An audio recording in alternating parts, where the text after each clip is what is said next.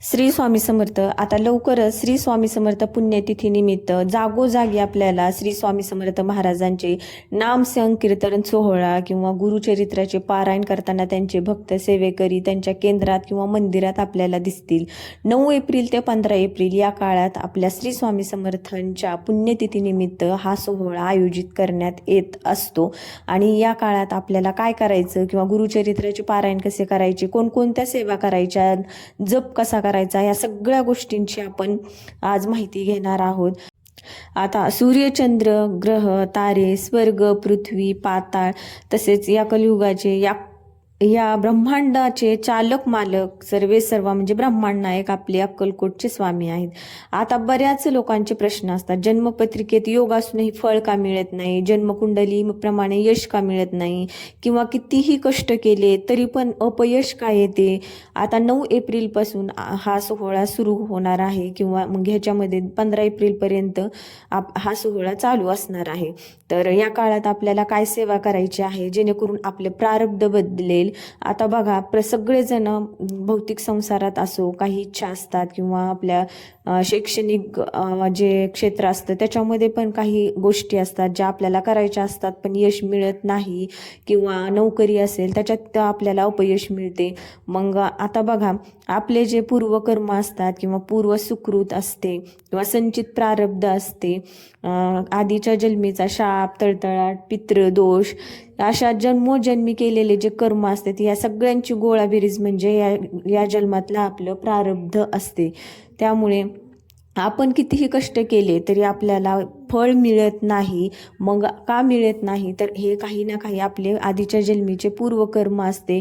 मग जर आपण मेहनत करत आहेत, मग त्याला जर प्रारब्धाची जोड हवी असेल, त्यांना प्रारब्धाची साथ हवी असेल, तर आपल्याला अध्यात्मातील बऱ्याच गोष्टी करायच्या असतात. श्री स्वामी समर्थ महाराजांची सेवा करा, भक्ती करा आणि मनोभावे त्यांच्यावर सगळं सोपवून द्या. आता सोपवून दिलं की आपोआप सगळं होतं का? नाही. तर आपल्याला बऱ्याच गोष्टी अशा सेवा आपल्याला भगवंताची सेवा करावी लागते जेणेकरून आपल्या मेहनतीला, आपल्या कष्टाला, आपल्या प्रारब्धाची साथ मिळते.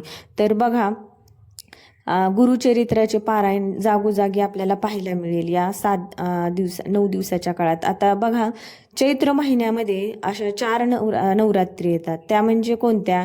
तर बघा, चैत्र शुद्ध प्रतिपदेस म्हणजे पाडव्याच्या वेळेमध्ये आपल्याला ना चैत्र नवरात्र बघायला मिळते देवी आईची. त्यानंतर राम नवरात्र असते, त्यानंतर हनुमंत नवरात्र असते, आणि आता आहे श्री स्वामी समर्थ नवरात्र, जो की श्री स्वामी समर्थांचा पुण्यतिथी काळ म्हणून ओळखला जातो. आणि हा आहे 9 एप्रिल ते 15 एप्रिल, शेवटचा दिवस असेल 15 एप्रिलला. या दिवशी श्री स्वामी समर्थ महाराजांची पुण्यतिथी असेल.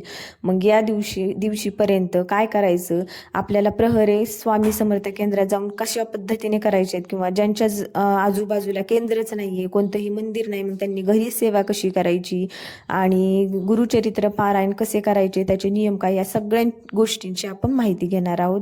तर व्हिडिओ शेवटपर्यंत बघा आणि आवडला तर एक लाईक नक्की करा. आता बघा, या 9 दिवसाच्या काळात श्री स्वामी समर्थ नामस्मरण आपल्याला जास्तीत जास्त करायचं, होईल तेवढं, जमेल तेवढं करायचं आहे. श्री गुरुचरित्र पारायणाला बसता आलं तर अतिशय उत्तम. आता बऱ्याच लोकांचं, बऱ्याच महिलांचं असं म्हणणं असतं, आम्ही जॉब करतो, घरात लहान मुलं आहेत, आम्हाला जमत नाही, तर मग आम्ही काय करायचं, तर नाम जप जास्तीत जास्त करण्याचा प्रयत्न करायचा.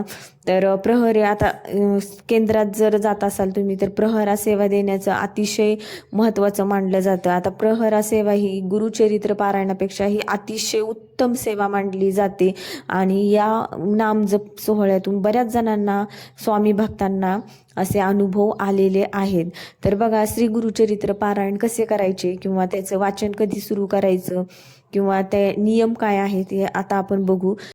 आता बघा, श्री गुरुचरित्र सप्ताह करताना किंवा श्री गुरुचरित्र सुरू करताना सगळ्यात आधी सुरुवात करताना शनिवारी करायची, किंवा आणि सांगता किंवा शेवट जो करायचा शुक्रवारी करायचा, कारण शुक्रवार हा श्री नरसिंह सरस्वती महाराजांचा निजानंद गमनाचा दिवस आहे. आणि श्री गुरुचरित्र वाचण्यापूर्वी आदल्या दिवशी एक गाय व 4 कुत्रे यांना गव्हाच्या पोळीचा नैवेद्य खाऊ घालायचा, कारण 4 कुत्रे हे 4 वेद मानले जातात आणि गाय ही कामधेनू आपल्या श्री दत्त महाराजांची कामधेनू मानली जाते. श्री गुरुचरित्र हे वाचन पूर्व किंवा उत्तर दिशेला तोंड करूनच करायचं आहे.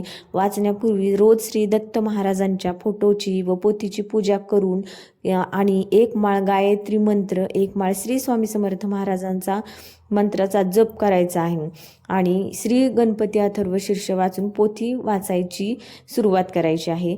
तर श्री गुरुचरित्राचे वाचन पहाटे 3 ते सायंकाळी 4 या दरम्यान करू शकता. तसेच दुपारी 12 ते 12:30 ही वेळ श्री दत्त महाराजांची भिक्षेची असल्याने त्या वेळेमध्ये आपल्याला पारायण किंवा वाचन बंद करायचे आहे.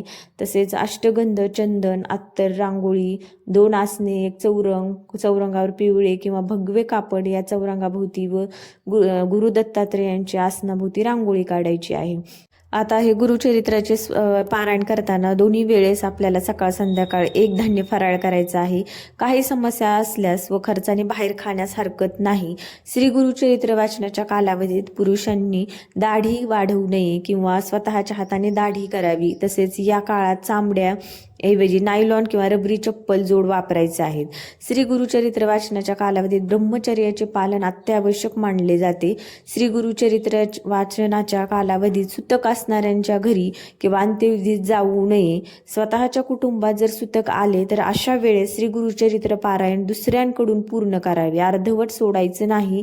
वेळोवेळी गोमूत्र शिंपडायचं आहे. तसेच या सप्ताह कालावधीत रोज सकाळ संध्याकाळ श्री गुरुचरित्राच्या पोथीस नैवेद्य दाखवायचा आणि आरती करायची. रोज रात्री झोपण्यापूर्वी श्री विष्णू सहस्त्रनामाचे पठण करायचे. आणि तसेच गुरुचरित्र वाचन करत असताना दुसऱ्यांच्या घरचे अन्न परान्न घेऊ नये. आपली आई, पत्नी किंवा बहीण यांच्या हातचे अन्न खाण्यास आपल्याला हरकत नाही. तसेच उपवास करायचा नाहीये. दोन्ही वेळे सकाळ संध्याकाळ 1 धान्य फराळच करायचा आहे. तर बघा मित्रांनो, श्री गुरुचरित्र पारायण करणे ही साधी किंवा सोपी गोष्ट नाहीये, कारण बघा हे पारायण करण्याची बुद्धी देणारा ही देवच असतो. स्वामींच्या इच्छा असेल तर आपल्या डोक्यात हे विचार येतात. आता बघा, स्वामी चरित्र हे असा अथांग सागर आहे आणि आपल्या अपूर्ण इच्छा पूर्ण करणारा ग्रंथ आहे आणि या ग्रंथाचे नियम काटेकोरपणे पाळावे लागतात तरच याचं फळ मिळतं. तर बघा, मी सांगितलेले नियम नक्की पाळा आणि गुरुचरित्र पारायण जर तुम्हाला बसायचंच असेल तर या सगळ्या नियमाचे पालन करावेच लागते. घरामध्ये कोणत्याही प्रकारचा मांसाहार चालत नाही. बघा, मांसाहार कोणत्याच देवाला चालत नाही. आपली बुद्धी असते जे आपण स्वतःच्या मनाची समजूत घालतो आणि आपल्याला असं वाटतं की नाही चालतं, पण हे मांसाहार असा आहे कोणत्याही देवाला चालत नाही. आणि घरात गुरुचरित्र पारायण चालू असताना तर अजिबात चालत नाही. तर तुम्हाला आजची माहिती कशी वाटली नक्की सांगा आणि चॅनलला सबस्क्राईब करा. धन्यवाद. श्री स्वामी समर्थ. रामकृष्ण हरी.